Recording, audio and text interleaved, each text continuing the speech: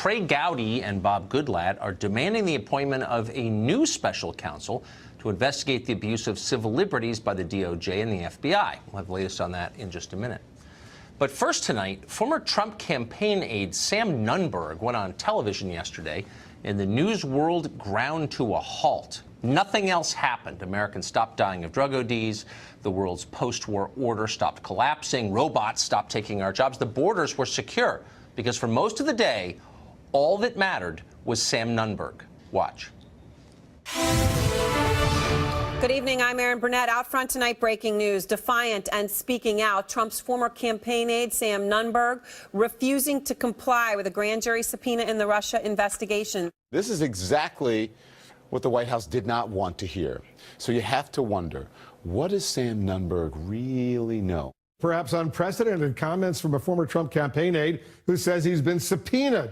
In the history of American news media, we had never witnessed anything like this. Who writes news copy? Russian bots, non-English speakers for sure. Sam Nunberg speaking out. But wait, who is Sam Nunberg exactly? Well, until just yesterday, he was a pretty obscure part-time political consultant from New York City who's apparently been struggling with a substance abuse problem. He's actually a pretty nice guy, but you probably never heard of him. Almost nobody had heard of him.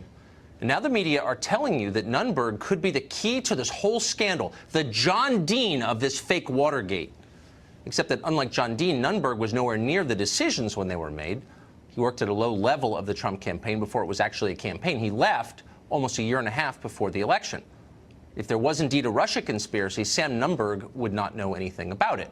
More likely, what was going on yesterday, Nunberg brilliantly played the press, because it turns out this Friday he's talking to Robert Mueller's investigators, which is yet another measure of how absurd this independent counsel investigation is if you're talking to Sam Nunberg. Others, though, have been charged with perjury after doing interviews with Mueller's investigators. Nunberg will not be. Why? Because he just admitted in public to being an alcoholic and then acted like a lunatic on television for hours. It is the perfect preemptive insanity defense. Mueller can't indict him. After yesterday, no jury would convict Sam Nunberg. Was that Nunberg's plan? Well, we don't know, really. But if it was, none of the people interviewing him yesterday would have figured it out, because there is nobody dumber than most cable news hosts at CNN and MSNBC. How dumb? Well, dumb enough to see Russian saboteurs under every bed. Russia, the place, the actual country, is grim and hopeless. It's got a lower than replacement birth rate. It's got waning power on the world stage. It has one military base outside its borders. It's not a major player anymore. But the imaginary Russia, the one you see on television every night, has never been more powerful. At the DNC and NBC News, Vladimir Putin is diabolical and omnipotent. Putin put Trump in office. He gave the Senate nomination in Alabama to Roy Moore somehow. He empowered the NRA. He likely handpicked seasoned masters of espionage like Sam Nunberg and Carter Page to undermine our democracy. It's delusional, but they fervently believe it. Meanwhile, back in the real world, evidence mounts that the actual problem is not the Russians or Vladimir Putin. It is the corrupt and decadent and resolutely stupid leadership of our own elites. That is why Trump got elected, in reaction to them. That's why the European Union is in the process of collapsing. Just this weekend in Italy, while we were all talking about Sam Nunberg, the ruling party there was crushed while anti-establishment candidates won big. Voters, the polls showed, were deeply unhappy with economic policies that have enriched a few while stealing the future from young people. They hated the immigration policies that have crushed their national culture under waves of migrants. Sound familiar? Well, there, as here, the elites have failed. But they can't admit that. They can't face their own failure. So instead, they blame the unseen hand of Russia. Former Obama official Samantha Power actually said that out loud in a tweet. Russia won the Italian election, she explained. Well, maybe Samantha Power and her friends at MSNBC and the rest have no choice but to keep pretending. If our ruling class admitted the sad truth about Russia, they'd have to take responsibility for their own ineptitude and failures, and they won't, and so the insanity continues. Christy Setzer is a Democratic strategist, president of New Heights Communications, and a connoisseur of the Russia story. She joins us tonight. So, Christy, this Italian thing happened, and I'm not saying it's the most important thing to happen this year, but it's another domino that is leading clearly toward the dissolution of the European Union, toward the order in Europe, and in this country, by the way. Russia did that? it's possible that they played a role. It's possible. What we have seen, and these two things can both be true at the same time. It can, one, be true that organically, independently, we are seeing across the globe these movements that are populist, that are anti-immigrant, that have a lot of different things in common, and also it being true that Russia's sort of stirring the pot. We have recently found out that that Russian troll farm was spending $1 million a month in 2016 in the U.S. elections to sort of, again, stir the pot, to influence their elections by supporting Donald Trump and going negative on Hillary. The Democrats spent over $1 billion. Look, I'm not saying that Russia is not trying to destabilize the United States. What I'm saying is it's irrelevant. And if you look at the actual poll numbers, they show pretty consistently in a lot of different countries that people are dissatisfied with the leadership of the people in charge. And that's why Trump got elected. That's why Brexit happened. That's why Scandinavia is about to turn. That's why we almost had Marine Le Pen in France. In each one of these cases, the elites, rather than accept any responsibility, blame an unseen foreign hand. You don't see a thread here?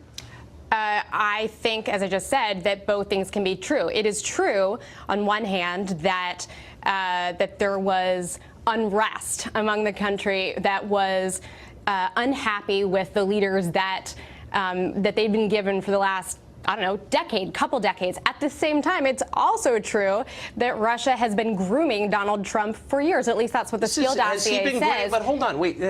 I don't think it's fair or honest to say that the allegation is that Russia is just helping populist or right-wing movements like Trump or Berlusconi or Marine Le Pen. The claim is also that the Russians were helping Bernie Sanders. That's right. Right? And that they were helping Jill Stein. And of course, they were helping anti-Hillary Clinton. They're paying That's what they were for doing. the most left-wing cable station there is, RT.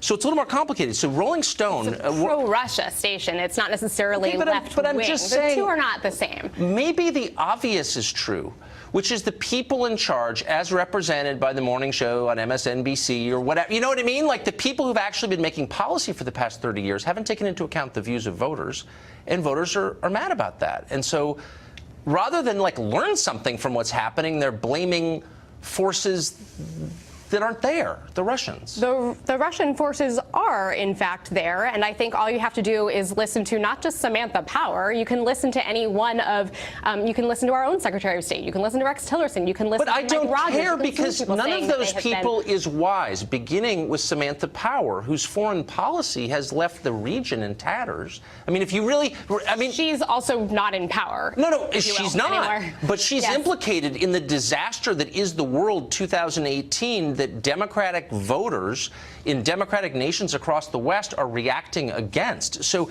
do you think there's any coincidence that the Russia hoax is being used to discredit anybody, not on the right, but anyone who challenges power? You haven't noticed that? Well, obviously, I deeply disagree with calling it a Russia hoax. Again, if we can go back to what the origins of the Russia, quote, hoax were, it went back to well before the 2016 election. But that's when we first learned about it, was, as you may remember from one of the debates with Hillary Clinton, when she talked about 17, intelligence agencies in the U.S. have all concluded that Russia has been trying to meddle, and I hate that word because it's so weak, but have been trying to influence U.S. elections. We didn't listen to that story because we were too busy talking about has emerged. No evidence has emerged from that day till now. That you've been in the media for a long time and television for many decades. When you saw Sam Nunberg on yesterday, did you think to yourself, I would have put him on if I were bureau chief, or I wouldn't have put him on if I were bureau chief? Well, I very much hope, Tucker, that I would not have. And it was worth noting that before the day was over, CNN's Erin Burnett had looked at him and said, I smell liquor on your breath. Could she have been the first and only CNN anchor to notice that the guy was probably drunk? Not only that, he is plainly a very troubled soul. And, as a journalist, when you come along, you don't have to make a psychiatric diagnosis to recognize that somebody you're talking to may not be, okay, and that whatever this person says may be indeed questionable. And yet this guy held sway over the airwaves, as you pointed out earlier, for hours on end, particularly on CNN, but I guess others picked it up, and it got quite a rod yesterday. And, of course, the principal thing that made the headline, Tucker, was when he said that he wasn't going to cooperate with Mueller. Well, by this morning, that was all gone, and he said, indeed, he was going to cooperate with Mueller. As a matter of fact, he had very little choice. But that was a non-story that lived all day long because it feeds this whole narrative that there's something terribly wrong and that we have an unqualified president under the influence of Russia and God knows what else. And so to make that point, you have someone who's under the influence of alcohol to jump around in the set and humiliate himself, but not only that, degrade the person who's interviewing him. I mean, I wonder if there's a cost long term when you do stuff like that. Well, you know, I think, Tucker, what we're looking at here is that there's been a belief for the longest time that the Trump election was illegitimate. And there's been a sense in the media that his election constitutes a kind of national emergency because he's such an unqualified character and so likely to lead us off a cliff that it is a job of the media to join the resistance and to find out what must be behind his election, what scandals must lurk there, in order really to take him down. I mean, I think that's plainly what this is all about. The media have clearly joined the resistance, and the coverage of this, I think, has been, in the mainstream media at least, extremely one-sided. A lot of it misguided. There have been, you know, any number of stories that turned out badly all along the way. Remember, famously, CNN, a group of their senior people sitting around and saying that they had word that when Comey testified that he was going to testify, that he'd never told Donald Trump that he was not under investigation. And the next day, of course, Comey came out and testified just the opposite. You wonder how stories like that, and there have been several of them, can possibly get past these seasoned journalists if they're not on a kind of crusade, and I think they are. Yeah, I remember when the Russians hacked the national power grid. Do you think it might help, but they didn't, of course. Do you think it might help the rest of us who are getting agitated watching this just to remind ourselves that what you're seeing is political advocacy? There's no expectation of objectivity or news. You know, what you're watching is one side waging partisan battle against the other. Yeah, but you know, it's strikingly effective. I mean, your previous guest, you know, she really didn't want to let go of the narrative that's out there that Russia had an important effect on the election. The evidence of that, as you point out, is extremely light at best. And you know, anything that Russia did to the tune of even $1 million a month is dwarfed by the rest of the spending and the other things that influence the outcome of elections. You know, it's something that is held on to for dear life, and I think it's distorted coverage. I think it's enraged the people who see things more clearly than that. But on and on it goes. You see it particularly in the character assassination of Devin Nunes, the chairman of the House Intelligence Committee, who's had to put up with unbelievable assaults on him, and they continue to this day that he is the guy who's at fault, when you know that on the Democratic side, feeding the press, there's this unbelievable leak fest out of that committee, and it goes on and on. It's not a proud moment for the American news media, in my judgment. Heilman over at MSNBC called Nunes, quote, a Russian agent. I mean, you would get 2 years ago, you'd be fired for saying something like that if you couldn't support it, but he's obviously not going to. It borders on hysteria. I mean, it's just so over the top. I mean, you don't have to be a Trump admirer to realize that the things that are being said are just wildly out of proportion to anything real beneath them. Well, it's insane. I know people who hate Trump who agree with that completely, the honest ones. Britt, thank you.